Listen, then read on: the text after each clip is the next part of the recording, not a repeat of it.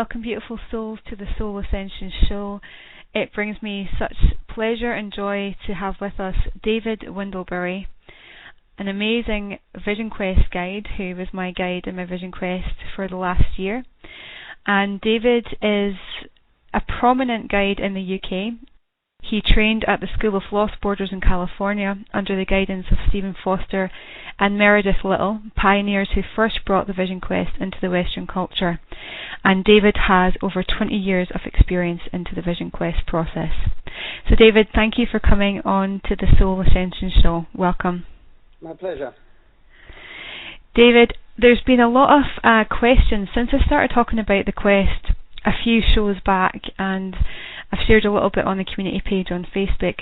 There's been some people asking about the process, what it involves. I had a look at the definition of Vision Quest, and this might make you laugh.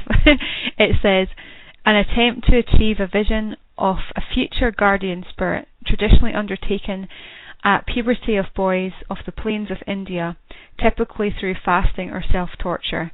And that made me laugh because the quest is often involves a little bit of self-torture. Would you agree with that? Yeah, well, yes. Yeah, it does involve a degree of self-torture, but mildly so. In your eyes, what do you define as a vision quest? A vision quest is a rite of passage, a ceremony that will shift you from one stage of your life to the next.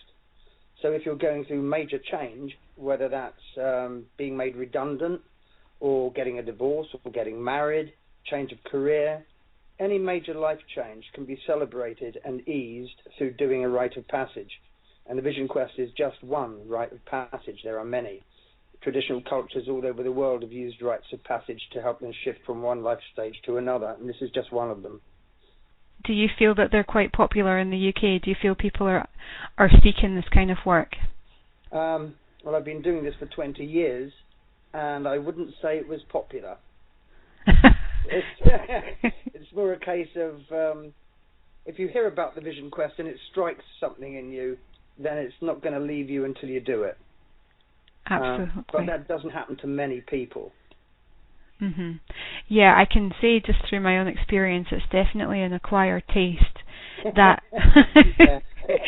that meets you in your path exactly when you need it. And I remember 4 weeks before the quest actually started, it just came to me that I should do it, and I didn't even know what it was about. But I remember looking for a tantra course. Would you believe? I don't think I've ever told you this. I was looking for a tantra course because I thought that's what I needed, the type of healing that I needed, and found myself actually on your website through a tantra practitioner that you work with, and then discovered that also one of your trainees, I guess, is Jane Gold, a friend of mine. So it just all felt divine that I should do a Vision Quest, and that was only 4 weeks before going into the process. And for those who don't know much about Vision Quest, that 4 weeks was a very intense period of severance. What is severance? What is that for people who are wanting to do a Vision Quest? Well, the Vision Quest is in 3 different stages. The first stage being severance, where you sever from your past life.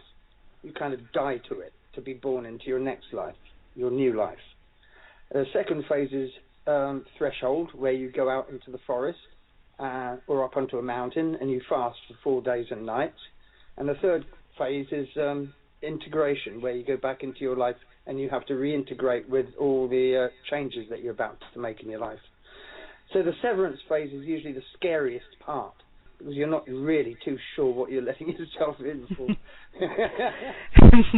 I remember it so fondly, and you guided to journal, and looking back on my journal, everything came up to stop me. You know, fears, tiny little fears, became snowballed into these dreadful, just terrors. I would have terrors about doing Vision Quest.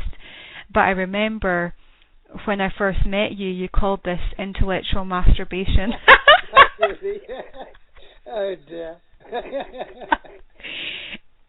I'm sure everybody has went through that process where the ego just gets in the way and tries to stop you, because it knows that this will take you through your limits into that limitless realm where your spirit can truly guide. And it's freaking out. Yeah, it freaks out. What was your first... Anything to try and stop you from doing it. When you make a decision to do a vision quest, it's a big thing. It really is a big thing. And in that moment, you really mean it. This is something you really need to do. So you make the decision, you pick up the phone, you get in touch with me, and start the ball rolling. But as you get closer to the date where you have to go off and do the vision quest, it's like 9% of you wants to do the vision quest and the rest of you just doesn't. Mm-hmm. So it tries to put the brakes on in whatever way it can. I went through a phase of every time I did a vision quest, I'd injure myself before I went out. Like I'd slam my finger in a car door or drop a log on my toe. Anything that's going to stop me from going out to do it. Mm-hmm. The ego really kicks off because it's terrified. The one thing it hates is change. It likes to maintain the status quo. So it feels very threatened. But once you get over that, you're into a whole new thing altogether. And your body loves it. Yeah, and you can really distinguish the three phases. I remember being in that threshold when we were at base camp, and you were telling us all about what a vision quest involved and what we did for the 4 days, 4 nights when we're out in the wilderness. And at that point, I mean, I was really being in the moment, but I remember you said the integration, the year after the vision quest, that's actually the most terrifying. The hardest. Yeah. The hardest. But at that threshold point, I thought to myself, how can that be the hardest? That's the easy part. But I understand now. It takes that whole year of integration. It's completely transforming experience, which I really recommend to anybody who just feels, yes, this is the time for me. And I'm finding that, David, there's a lot of people who've got in contact that wants to do a vision quest. So you mentioned that there's 3 stages. What else does it involve when you go out in the threshold period? Well, it involves fasting for 4 days and nights, being on your own, and being exposed. Being exposed, by that I mean you put your tent up at base camp, but when you go off to do your vision quest, you leave your tent behind. If we allow people to take tents, they tend to hide in them. So we'll let you have a tarp. So you can put a tarp up between trees. It'll keep the rain off. It'll keep you dry. But it doesn't cut you off from nature, whereas a tent does. So you're exposed. You're isolated. You're on your own for 4 days and nights. You don't meet or talk to anybody. And you're fasting. And when those 3 factors work together over a period of 4 days and nights, it moves you into a very altered state of consciousness. And that's the ceremony, where you awaken to nature around you. You communicate with nature, and nature communicates with you. You're in the zone, as to say. But it takes 4 days and nights to get there. People have asked me why it can't be 2 days and nights or 1 day and night. Well, the fast doesn't kick in until the 2nd day anyway. So you don't actually enter that level of awareness until the 3rd, maybe 4th day. Also, the psychology we use is based on the 4 directions. So we say that you do 1 day for each of the 4 directions. There's a lot to it, actually. It's not just 4 days and nights on your own in the forest. I mean, that's called camping. This is something a wee bit different. And all the questers out there who have done it listening in will absolutely understand what David means. You mentioned the shields, the 4 directions. That's really important when we're doing a quest. Does that stem from, I take it, the traditional Native American ceremony? I don't know where it stems from. I was taught the teachings of the shields by Stephen Foster, and he learnt it from a medicine man. Apparently, from what I gather, it comes from the Mayan Indians of Central America, but it's so old, nobody really knows where it comes from. And I think it's one of the symbols, the circle with the cross in it, that a lot of people can relate to. And I remember when you were showing it, it just seemed to trigger a really deep ancient memory. And you talk about how the 4 days represent the 4 different directions. what are the directions for the days? You start in the west, is that right? No, you start in the south. There you go. Got it wrong. Start in the south. So the first day is the day of the inner child. For you, it would be the little girl. For me, it would be the little boy. And it's the south. The second day, you move into the west. And that's the time of the adolescent, the day of the adolescent. And then on the third day, the north, you move into the place of the adult, which for you is the woman and for me is the man. And then as you move into the last segment, the east, you're working with your opposite polarity. The old person dies in the east and is reborn again. So the east is the end and the beginning. That makes sense to you. This is very quickly. I'm trying to run through this. Yes. Yeah, definitely a simplified version. I remember different days bring up different things because you are in those different aspects of yourself, and you guide us to do different practices and different experiences that can either connect us deeply with the earth or help us to clear fears or help to raise energy. And I also really enjoyed activating your peripheral vision. Are these techniques that you gleaned along the way through your own experience? Yeah, it's a bit of mix and match, really. over X amount of years of working with this stuff, I've acquired a lot of different tools, and I pull on certain tools to do certain things. There are a multitude of different exercises, and there are certain exercises to promote and amplify each shield, and I use them as and when I need them with people. So it's kind of like, I have a tool bag that's got all kinds of techniques in it, and I use them as they're more appropriate. I remember journaling down all the techniques, and I think I maybe only did about 2 of them, but they're so powerful you can take them away and do them throughout the year. You mean the earth awareness exercises? Yes.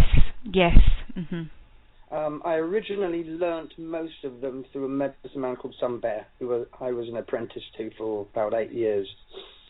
I'm really glad you mentioned Sun Bear. I know a lot of our listeners want to know a little bit more about your experiences with him. How many hours have you got? I guess, what inspired you to do your first vision quest, David? Because that will probably lead us in. I was not inspired to do it at all, actually. I used to have a career. I used to be a film editor. So my time was basically working and indulging in all kinds of activities. And then one day I get a phone call from a friend of mine, and he said that there was a Native American medicine man giving a talk at his Buddhist center, and did I want to go? My initial feeling was no, it didn't really interest me, but I went anyway. And I met Sun Bear, and he talked about the prophecies of his people. He talked about pipe ceremonies and sweat lodges, and then he started to talk about vision quests. As soon as he mentioned vision quests, my stomach went into a knot, and I started to gag, and it made me feel intensely uncomfortable. So to cut a long story short, I went up to him and told him, and he laughed, and he said, "You have to do one, kid." So I said, okay. So I took a month off of work, and I flew out to Washington State, and it seemed a bit mad traveling 8,000 miles to do a 4-day and night vision quest. Then I discovered that they were doing a course before the vision quest called the Apprentice Screening Program, which was 10 days. So I booked up to do that as well. The Apprentice Screening Program was probably the most intense 10 days of my life. It was completely mad. They were getting us up at 6 in the morning and working us through till 10 every night. So we were emotional yo-yos, 1 minute crying and the next minute laughing and not really knowing why. But the 10 days kind of really opened us up. And then we had a couple of weeks rest, and then they put us up on the mountain to do our vision quest. And I tell you, when I did that first vision quest, I really hadn't a clue what I was doing. And I was so out of my safety net, it was unbelievable. I mean, they have things like coyotes and rattlesnakes and scorpions and tarantulas and bears and wolves and all these things that, a film editor is not used to whatsoever. So my first night was major panic, but there again, the landscape was just extraordinary. and the weather was brilliant, and you just slide into it. You know, just slide into a realm that you didn't even know was there. Mm-hmm. And it just becomes the most awesome experience you could ever have. Vision Quest moved me so far from my everyday self. You know, I didn't know that was possible. When you get smudged in, when you start that first day, you really feel like you're stepping into the spirit world. You're absolutely in that other realm. And I remember you said to us before we left, you might get so used to the land that you just don't want to come back. And by day 3, I had set up my own little home in this, I don't know how many square meters of earth in the Cairngorms here in Scotland, but I just wanted to stay. It envelops you. Mother Earth just takes you in and goes, actually, you can stay here if you want to, and it's very alluring. Yes. That's women that have that. Men come back really quickly. It's a really interesting dynamic. With men, I have to really push them to go out. But after 4 days and nights, they all come back as eco-warriors and want to change the world. Whereas with women, it's totally the opposite. They go out really easily. It's trying to get them to come back, which is difficult. They realise that is the real world. This is the nightmare. They don't want to come back. Yeah, absolutely. I remember just making friends with slugs and frogs and butterflies, and you have this communication. You know, a lot of our listeners are very close to the elementals, and you know, they have that communication.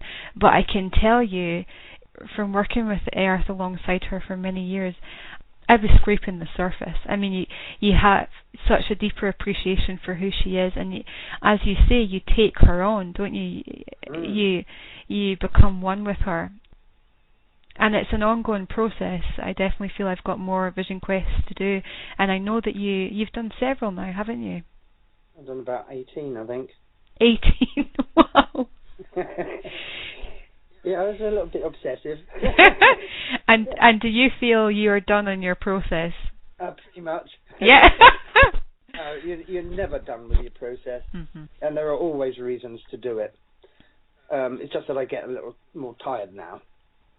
One vision quest usually picks up from where the last one left off, so it's an ongoing journey, really. And each vision quest is basically the next step on your journey. I'm sure all 18 of them have been extremely profound and transforming. What was your most, in this moment that's come into you, what was your most profound quest for you? Probably the first one. They all have their moments. But my first vision quest was truly staggering. And I really kind of blundered through it with welly boots on most of the time because I had no idea what I was doing.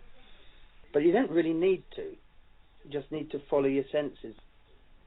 The first vision quest I did, when I got out there on the first day, I really didn't know what to do. We had very little preparation, but it was such a nice sunny day. I just sat down and looked at my environment, the little place I was given to do my vision quest in, and it was full of pine cones. So I busied myself making pine cone castles, then knocking them down and making pine cone spirals, then knocking that lot down, and then I decided to make a big pine cone circle, which I did. And by the time I'd finished it, I sat down and looked at it, and then to my amazement I noticed that there was a huge branch right in the middle of the circle that for some reason I hadn't noticed before. So I thought, that's odd, what's that doing there? So I walked up to the branch, and on this branch there's a praying mantis, which I've never seen before, apart from in the zoo or, you know, or on TV, but in real life it's sitting on this branch, and it's shedding its skin. It's half in and half out of its skin. So I thought, that looks a bit strange. So I sat down and watched it for hours, and it never moved. But the sun moved. So after a certain amount of time, it was in the shade.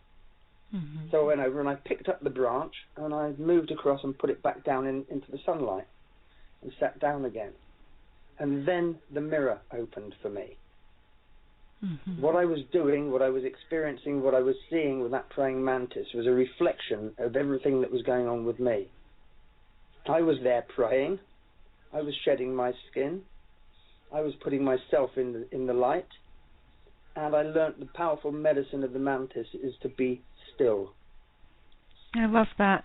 It's so true. I think a lot of people think they're going to go on Vision Quest and all of a sudden Mother Gaia is going to be there and all these elementals are going to talk to them and they're going to have these incredible visions that they would perhaps have never done before.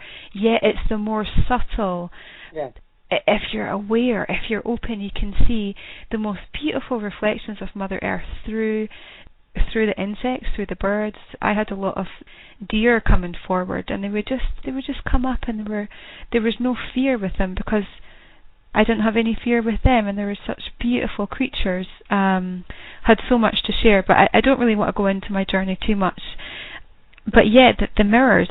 One exercise you gave us was to observe just one square foot of the land and just look, and you said that within the first 5 minutes the ego would come up, there would be resistance, but after if you just leaned into that and let it go, peace would come, and you would start, the mirror would come, the earth would become a mirror, and you would start to see what you needed to see. And it did, it completely opened up. Talking about that, actually, you did actually have an experience with Mother Gaia, didn't you? Talk about the subtle to the big.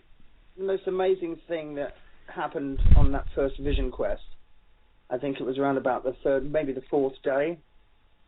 I was just sitting on the ledge looking out across the landscape, and it was in the Cascade Mountains, which were absolutely stunning. And I'm just sitting there in the sun, and a huge dragonfly lands on my knee. So I look at it and say, "Oh, hello." And it said, "Hello." I said, "How are you?" And it said, "I'm fine, thanks. How are you?" I said, "Well, I'm a bit tired, actually, and quite hungry." And it said, "That's okay, I've been watching you for days, but you're doing very well." So I'm having a conversation with a dragonfly. Now, at the time, there was nothing unusual about that at all. It seemed so totally natural. But then when you come off the mountain, and you're coming down off the mountain, you think, my God, I had a conversation with a dragonfly. And you think, hang on a minute, people don't have conversations with dragonflies. I must be going completely bonkers. Mm-hmm. But there again, you never forget it. Yeah, and you never forget the feeling of being in that state where that communication takes place. Mm-hmm. And shortly after that, I was sitting there looking across the valleys, and in the distance, I saw this tiny little speck going right across the sky. I didn't know what it was. I thought it was a plane. And I watched it for ages, and it was just moving across the sky, and I thought, no, it can't be a plane. And then, your fantasy kicks in, you start to fantasize about it. And I thought, no, that's not a plane, that's an eagle. That's a golden eagle. And I'm going to call it. So I said, "Golden eagle, come and visit me." And the moment I said that, it stopped. And I thought, hang on a minute, I was just messing around here. Yeah. But it stopped, it's not going across the sky anymore. And I thought, hang on, it's obviously not a plane, it just doesn't stop there. And I watched it for ages before I realized that it hadn't stopped at all, it had just changed direction. And the moment I called it, it started to come towards me. And I think it took about 20 minutes. And it came straight towards me and went 8 feet above my head. Wow. And as it went over my head, it looked down. And it was a huge bald eagle, white head, black body. And as soon as it went over me, I just burst out into floods of tears. And there's huge connections take place when you're in that zone, that sacred space, the spirit world, if you like, where all the things that separate you from nature have gone. Definitely. That's my cat meowing. She's putting in her 2 cents worth. Yeah. That took me right back. I really felt that because it took me right back to an experience. It was on day 3, and just to give a little brief picture for those listening, day 3 I had done most of my ceremonies, the Death Lodge, which we'll talk about, and I thought I'd done it all. I thought, no, I've done it all. Yeah. I don't need to do anything else. And I came back, and David and Jen basically just sent me back out. And they said, no, you're not done. And actually, for a long time, they didn't even see me. I returned to base camp, and they didn't even see me because I was in that spirit world. Anyway, I returned back to the land, got myself orientated again, and I remember sitting out on a rock, and I was writing poetry. I was really in the zone, just really one with the earth. And I have a deep love for deers, and I saw a deer on the first day, and I was just thinking to myself, and actually writing the words, I wish I saw a deer right now. And I got told, look up, and as I looked up, right in front of me, a deer came running over, just in that split second, and I just knew it was Mother Earth. It was a gift from Mother Earth saying, I'm here, I'm listening, I'm watching you, just like you said, I'm watching you. And there's this beautiful synergy that happens between you and the earth, and it obliges you. It obliges you, I feel, with anything, whatever your healing intentions are. It can support you, whether you need to be provoked, which I did, or whether you need to be held and really nurtured. Perhaps you're doing a quest for healing. I remember the Death Lodge ceremony, which I'd like to ask you about, David, having the elementals of that piece of land that I was in really rooting for me. And when I was calling out the people that I wanted to clear from my life, they were really behind me like little tag team boxers. They really just wanted to punch these people out of my life, and it was just amazing the support that the earth can give you and all the little beings of the earth. What is a Death Lodge ceremony, David? It's a ceremony of severance, and basically, imagine that you're about to die. You live in a little village in the middle of the forest. You're really old, and you get this feeling you're about to die. So you don't tell anybody, but you walk across the square and you enter the Death Lodge. So one person notices that you've gone into the Death Lodge, so then the whole community realizes you've entered, and they all line up outside the Death Lodge. So they go in to see you one at a time, so that you can tie up all the loose ends between each other, so that when you die, you leave free from all ties to the past. That's the basic idea. But when you're doing it on a vision quest, although it's a ceremony of severance, which means it can be done before the vision quest, I like to get people to do it on the first night. Because the first night is usually the time when all your fear is going to come up about being in the dark. Mm-hmm. So if you're focused on doing a ceremony, all your fear comes up, and the ceremony channels the fear, and the fear will amplify the ceremony. And the idea is to make a stone circle, preferably to one side of your Vision Quest site, which you're going to call your Death Lodge. You make the circle during the day, then come night when it's really dark, you make your way to the Death Lodge, you sit inside it, and you say out loud to the darkness, I have now entered my Death Lodge. This is my last night on earth. Before I die, I call in all the spirits of my loved ones, my friends, my neighbors, my enemies, all the people I have unfinished business with, so we can make it good. And you sit and wait. Then maybe you'll get a sense that a spirit has come. Maybe you see that spirit, maybe you'll just feel their presence. Usually it's the first ones to turn up are usually the people closer to you, like mum, dad, wife, partner, children. They come up to the edge of the circle. You say everything that you haven't said to them before, and you allow them to respond. Depending on their response, you invite them into the circle, or you can send them away. It's a matter of tying up all the loose ends between you and all the people in your life. It's particularly useful if you're somebody who has a lot of abuse in your past, because then you can call up the abuser to the edge of the circle. Mostly they don't want to come. Mm-hmm. But because you're in the place of power, they have to. So that you get them to the edge of your circle, and then you can say everything that you need to say, but you have to allow them to respond. Mm-hmm. And then once they've responded, you can let them go. Sometimes they won't take back the pain they put you through, and you have to make them. and eventually they do. It's a very empowering process because you're also calling back the power that they've taken from you. So the whole ceremony can be hugely empowering. And somebody told me it's like doing, 4 years of intense psychotherapy in one night. Yeah. That really goes very, very deep. And it's very physical. In my experience, I was literally, you're in the dark. It's your first night on the quest. You've been fasting all day. There's no protection, which we would normally have in the world. We unveil ourselves. We come face to face with what we need to either banish or accept and bring into our circle to be with us. And for me, I remember just retching, physically retching, and it took me, I think, did I do a death lodge? 3 nights I did a death lodge because I went out there with a lot of baggage, a lot of karma. I remember you saying to us all the things that you take out, like toilet roll, and I took out crystals, and I took out so much, and you said, Calista, that whatever you take out, all the baggage, all that equals your karmic baggage. And it's so true because I took out everything.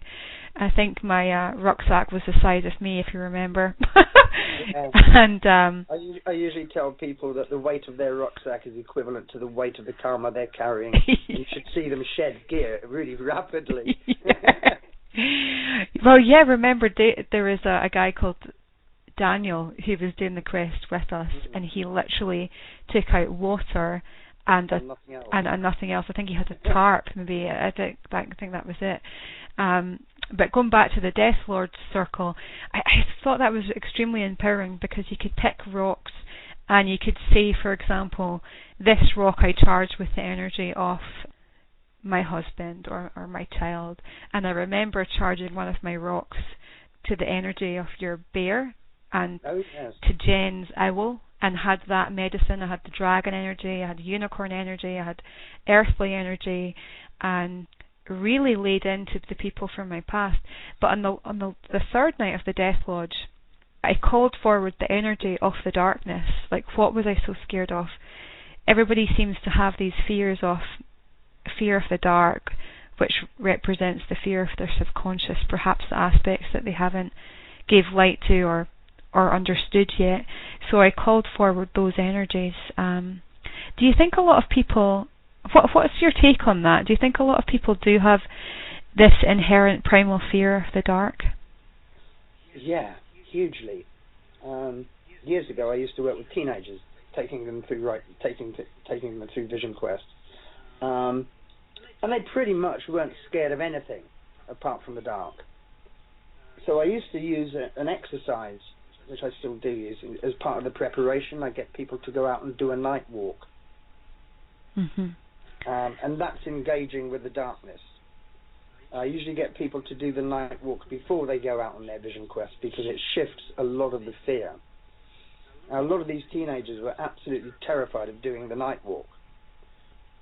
So we have this exercise where I'd take somebody, put them in the lane, and tell them, okay, I want you to walk all the way down the lane, up onto the moors to these standing stones. It's about a 20-minute walk. And I want you to do it in the dark without a torch. And of course, they all get absolutely terrified. But then the trick is to ask the darkness a question. So I get them to stand in the dark, I leave them alone, I walk away, and they stand there for about 5 minutes until they have a question. And then they ask the question to the darkness. And it can be anything. Like, this one guy, his question was, what do I need to get me through this? So he asked a question to the darkness, and then he starts walking. And along the lane, there's a part where all the trees come over, and it's absolutely black. And he got halfway down there, and then all of a sudden, he sees this man standing in front of him in a big cape. And he said, I was just on the verge of panic, and I was just about to run when I heard this voice in my left ear, and it said, continue. So I continued to walk, and I walked straight through this man. So what did he do? He walked straight through his own fear. Yeah. The image of the man was a projection of his own fear. He stepped through it. As soon as he did that, everything changed. He then got another answer, which kicked up another question, and another answer, then another question. And within minutes, this guy's in conversation with the darkness. So the darkness ceased to be his enemy and became his ally, and made him strong. I think that's wonderful, and that's all you need to do. There's that quote from Marianne Williamson, but I think other people have said it before, that our greatest fear is not of the darkness, it's really of our potential. And I think the darkness, it's the unknown, isn't it? It is our subconscious, it's our potential. I wondered if you could tell the listeners, remember you were talking about a woman who came on your vision quest. I think she first did her night walk with you, and she was really sceptical about spirit, and she thought, what is spirit all about? I don't believe in it. And was her intention not to... Maybe you can refresh my memory on that one. Oh my God. I'd given a talk. Many times people ask me, what demons am I going to meet out in the woods? Well, obviously you tell them that, there are no demons in the woods. The only demons you're going to meet out there are the ones you're taking out there. Because there are no demons in the woods, but there are lots of nature spirits. So I started telling this group about encountering nature spirits on the land. And this one woman was looking kind of a bit suspicious and a bit credulous, and she said, oh yeah, well, I'm not too sure I believe in all that. So she was going to do her night walk, and I took her out into the lane, and I told her to relax and to tune into the darkness and to ask her question. And I said, what is your question? She told me her question. I thought, oh, okay. And then she realised it was a bit mundane. So I said, okay, I'll leave you here to find your own question. I went back to the cottage. 5 minutes later, she's banging on the door, freaking out. I've got to see David, I've got to see David. She's shaking like a leaf. And I said, so what happened? And she said, well, I couldn't think of another question, so I just came up with, well, David's been talking about all these spirits on the land. Well, spirits, if you really exist, show yourself. And as soon as she said that, she heard this grunting in the field. And she heard these feet running. And she thought, oh my God, there are two animals in that field, and they're running towards the gate, and the gate is open. And she just stood in the middle of this lane, clutching her stick, and she could hear these animals running up the road behind her. And they got closer and closer and closer and shot straight past her, two hounds from the underworld. And they disappeared into the darkness. And it completely freaked her out. And when she told me, I just said, what made you come up with such a dumb question? If you're going to ask them to show themselves in that zone, they're going to show themselves. And they did. Oh, and I bet she was changed Absolutely terrified her in the moment. But you know what? She went off and did her night walk. It really didn't stop her. It's so interesting, because we've done talks about this on previous shows about, is there truly anything to fear? Is there demons? Is there evil and all that? And it truly is, I guess in my belief anyway, I think you're of the same ilk, that it's just what we're carrying. It's just what our subconscious can manifest. That's what we're scared of. That's what we'll meet. Would you agree? Yeah, I mean, I feel safer out in the woods doing a vision quest than I do walking around the streets of Stroud at night. Yeah. I mean, there are spirits out there, and they all know why you're there. So when you think, I'm going off into the woods to spend 4 days and nights on my own, you're never alone. And the spirits are always there. And they do. They help you at every point. I mentioned before that sometimes they can provoke you, and so when I did my vision quest with you last year, it was in the midst of Hurricane Bertha, if you remember. It's probably the worst time to go out in a vision quest. And never mind, it was what it was. But we went out there, put the tarp up. Obviously wasn't allowed a tent, but I had this red, I can't remember what it's called. I think it's if you get lost in the wilderness, you can put it around you, and you'll be seen, something like that. Anyway, I put it up as a kind of like windbreak, so it was kind of like a makeshift tent that I had. And what happened? The elementals. I mean, it wasn't the wind, because the wind was moving in a way that wind does not move.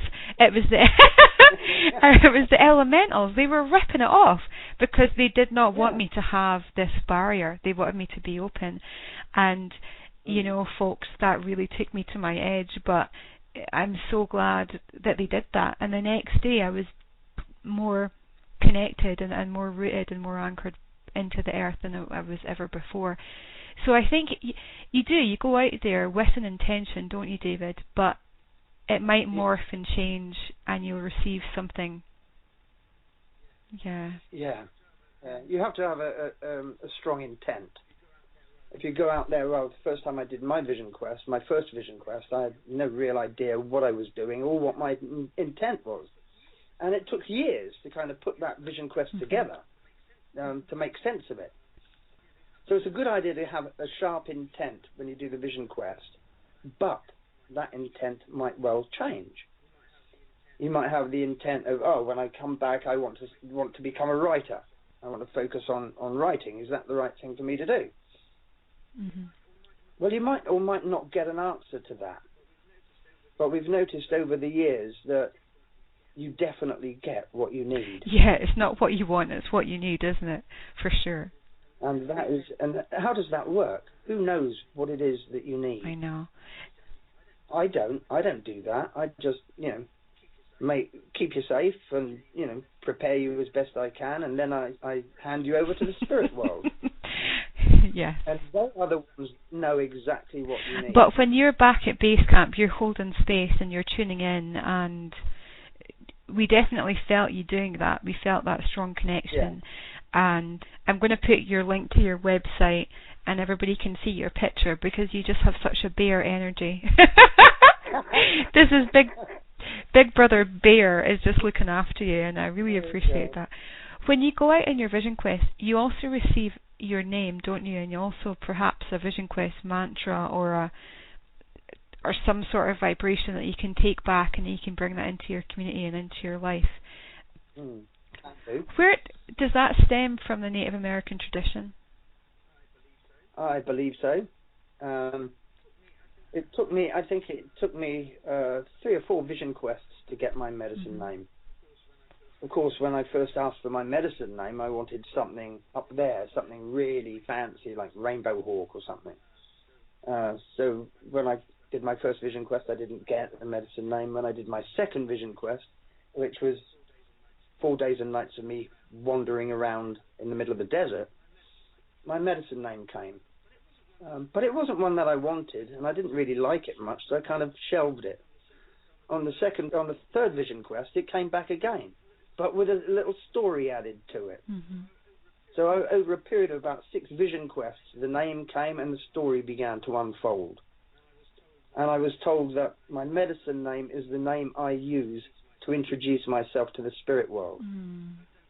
I don't use it in public. And many times I've been in circles where people have started introducing themselves by their medicine name, and it comes to me, and I say, "Oh, I'm David." They say, "Well, don't you have a medicine name?" I said, "Yeah, but it's not for this. It's not for this situation. It's for me introducing myself to the spirit world." And I don't tell people what it is unless they need to know. If they're doing a vision quest, then I'll tell them. I think there's a lot of integrity in that. The name, I'm certainly going to keep the name to myself. It doesn't feel I don't feel I need to share that. But what I will say is the name that I received, the other questers who were out, when we all came back to base camp after the 4 days, we had made each other gifts called Giveaway. And Daniel, who I had a really strong connection with, his gift that he made was a complete mirror for my name, and it was just so beautiful. And he didn't know that, of course. He didn't know the name that Spirit gave me. So yeah, it's amazing how that works, actually. David, we're kind of coming up to the end of the interview, but I wanted to speak about, you've worked with so many different tribes. You know, after you had your meeting with some bear and you did your initiation, you worked with many different tribes. Could you share perhaps a nugget of wisdom that's helped you, that's best served you in your path, that maybe can help some of the listeners? How long have we got? I seem to have been very reluctant in walking my path. It just unfolds. Yeah, I mean, part of the apprenticeship of being an apprentice to Sun Bear was that he would farm you out to work with other people. But he would never tell you who they were or what they were like. So sometimes they would be absolutely fantastic. You know, he sent me off to work with Grandpa, this Paiute medicine man we knew. And I loved Grandpa, spent a lot of time with him and learnt a lot from him. And then Sun Bear would send me off to somebody else who I would find deeply scary and totally untrustworthy. So basically you're learning how to discriminate between what is real and what isn't, and what is good and what isn't. So that's pretty much the way Sun Bear taught us. You learn for yourself what feels good and what feels strong and where the power is. Of course, when I came back from America, I was so full of this stuff. I wanted to run Vision Quest, but they were very Native American because they were my teachers. And it didn't take long before I realized that, hang on, you know, we're not Native Americans and we don't live on that soil. So I revamped the Vision Quest. I took away most of the Native American stuff. So the focus for doing the Vision Quest was basically getting close to our land. And I tested it out. And I think it was about third or fourth group I ran. Oh, this is way back in the early 90s. I ran a Vision Quest group and I gave them nothing that was Native American. I didn't give them the teachings of the shields. I didn't give them any of the ceremonies. I just let them go out and sit on the land. And when they came back and told their stories were loaded with Celtic imagery. Wow. Which is the land revealing these stories to people. So I reoriented the Vision Quest so it's coming into connection to the power of our land so that our land can actually teach and heal us. I think that's amazing because it definitely, I'm sitting here looking at a postcard of the Cairngorms, and that's where we were up in the Vision Quest, but you also shared down near Wales, and the land, and those that are listening, there's a lot of earth shamanic practitioners and elemental lovers that listen to the show, and they can all appreciate that different aspects of, you know, wherever you are in the country has its own medicine, and when you're out there in the Vision Quest it will reveal that. And you know, the Cairngorms for me are very wild, very elemental, lots of fairy energy. You know, the fairies try to lure you into their realms.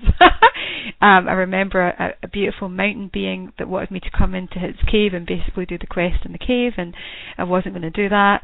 And down in Wales it seems to be quite raw, the energy down there. And you also did your quest in the desert. I mean, you've obviously seen a very broad perspective of contrast.